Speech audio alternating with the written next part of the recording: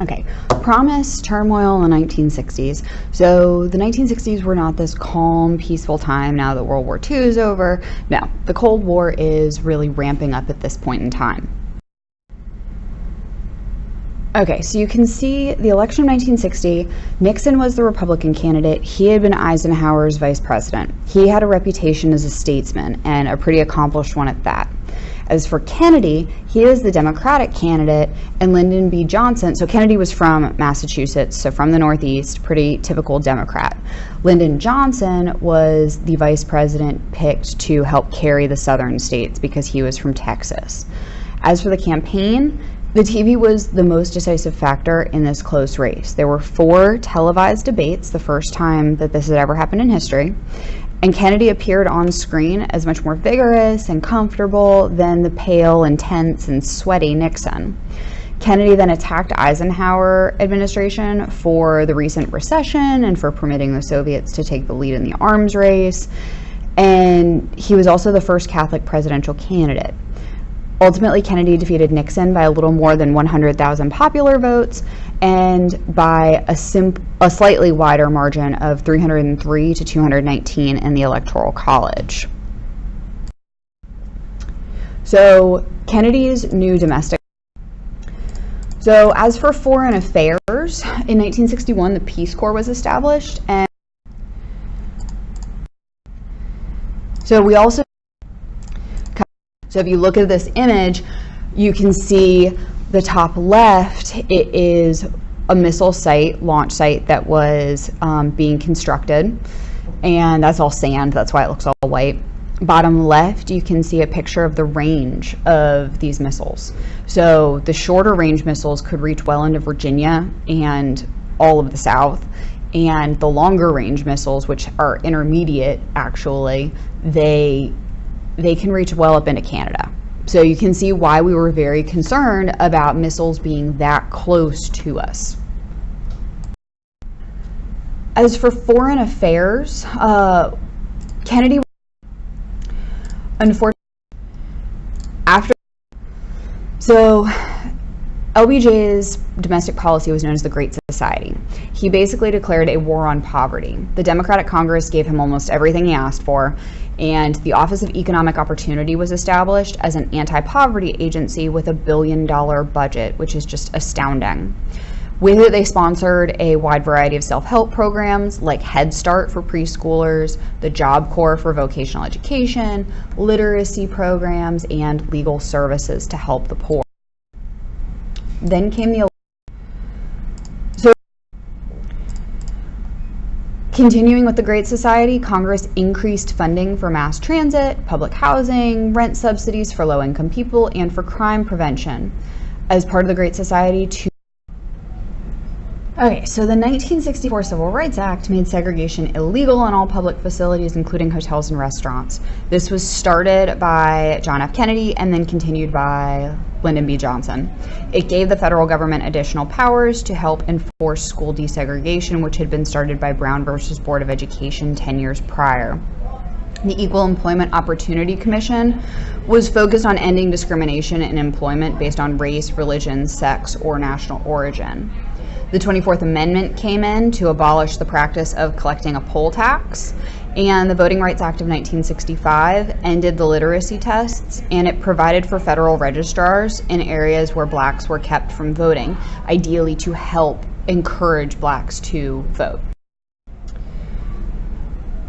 As for further civil rights, in 1962, James Meredith, a young African-American Air Force veteran, he attempted to enroll at the University of Mississippi. A federal court guaranteed his right to attend, so you should think, okay, he got in, he's allowed to attend. Well, no, the University of Mississippi tried to prevent him from attending. So Kennedy had to send 400 federal marshals and 300 troops to control the mob violence and to protect Meredith's right to attend class. Then in 1963, Governor George Wallace of Alabama tried to stop an African-American student from entering the University of Alabama. Kennedy again had to send troops to the scene, and the student was then admitted. Dr. Martin Luther King Jr. was a major leader during the civil rights movement. He was focused on nonviolent protests against segregation, and in 1963 he was jailed in Birmingham for what local authorities said was an illegal march. It became a milestone for the civil rights movement because a lot of people saw it as an unjust jailing. In his letter from a Birmingham jail, he argued for a stronger civil rights legislation, and he believed that that was the way to change the civil rights movement and to change the push for equality, was for actual legislation to change things, not necessarily. In 1963, he led the March on Washington. Following the March on Washington in 1965, Dr. Martin Luther King Jr. led the March to Montgomery, which was for voting rights from Selma, Alabama to Montgomery, Alabama. They were met with beatings and tear gas. It was known as Bloody Sunday. It was really violent, and the police just didn't do anything. The police often were helping out. The KKK had a really big resurgence during this time period. TV images of the devastation proved to be a turning point in the civil rights movement and led to national outrage. So LBJ sent federal troops to help protect King and the other marchers because he was like, this is ridiculous. Malcolm X was another major. As for further Black power, you have the Student Nonviolent Coordinating Committee, SNCC, that advocated for nonviolence and Black power, especially focusing on economic power and racial separatism. The Congress of Racial Equality, or CORE, was also created during this period, and the Black Panthers were organized in 1966, which was a revolutionary socialist movement that advocated self-rule for American Blacks. In Los Angeles, Martin Luther King received the Supreme Court. As for immigration, the Immigration Act of 1965 again opened the U.S. to increased immigration from many countries. Now, reasons for immigration to the U.S. include political freedom, economic opportunity. Issues, positive and negative, that are related to immigration policy include a strain on government services, filling low-paying jobs in the U.S., border issues, new pathways to citizenship, bilingual education, and increasing cultural diversity. Contributions of immigrants in the United States include diversity for music, visual arts, and literature, roles in the labor force, and achievements in science, engineering, and other fields. And then many minorities are also elected to high public offices at the state and national levels of government. Chief Justice Earl Warren was serving on the Supreme Court from 1953 to 1969. He presided over the court when the Brown versus Board of Education decision was handed down. He had a strong impact on multiple facets of justice, and one of the first ones is criminal justice. Mapp v. Ohio was stating that illegally seized evidence cannot be used in a court against the accused, so it's illegal. Gideon versus Wainwright requires that state courts provide attorneys for poor defendants. Before that, they didn't have to. Escobedo versus Illinois required the police to inform an arrested person of his or her right to remain silent. And then piggybacking on that, the Miranda rights come from Miranda versus Arizona, which includes the right to a lawyer being present during questioning by police. So you have a right to remain silent, you have a right to an attorney. Both of those came from Escobedo and Miranda. He also was focused on reapportionment. One man equals one vote, and equal representation for all citizens. As for freedom of expression and privacy, Gates versus United States says that the First Amendment protects racial and revolutionary speech, even by communists. So racist statements are protected under the First Amendment as long as it does not infringe upon the safety of the country. Engel versus Vitale. So state laws that required prayers and Bible readings in public schools violate the First Amendment's provision of separation of church and state. So that's why we have the moment of silence now. It's a moment where you can pray if you so choose to pray. You don't have to pray, but you can. Griswold versus Connecticut said that a state could not prohibit the use of contraceptives by adults as part of a right to privacy. before states could prohibit the use of contraceptives by adults. And contraceptives means birth control. As for students becoming active during this time, the Students for a Democratic Society established the Port Huron Statement, calling for university decisions to be made through participatory democracy so that students can have a say in decisions that affect their lives. Coming out of this movement was the New Left, and these are activists and intellectuals who support the Students for a Democratic Society. The free speech movement started on the Berkeley campus of the University of California. Shouldn't be too surprising considering today it still acts as a basis of major culture when it comes to college. They demanded an end to university restrictions on student political activities, which helped to spark protests across the U.S. And then student demonstrations increased further during the Vietnam War, when a lot of people were opposed to us being involved in the Vietnam conflict. During this period, we also see a rise of counterculture. That includes rebellious styles of dress, music, drug use, communal living for some. A lot of these people are referred to as hippies and flower children because they have long hair, beards, beads, and jeans. Joan Baez and Bob Dylan are known for their folk music. The Beatles, Rolling Stones, Jim Morrison, and Janis Joplin are known for their rock and roll.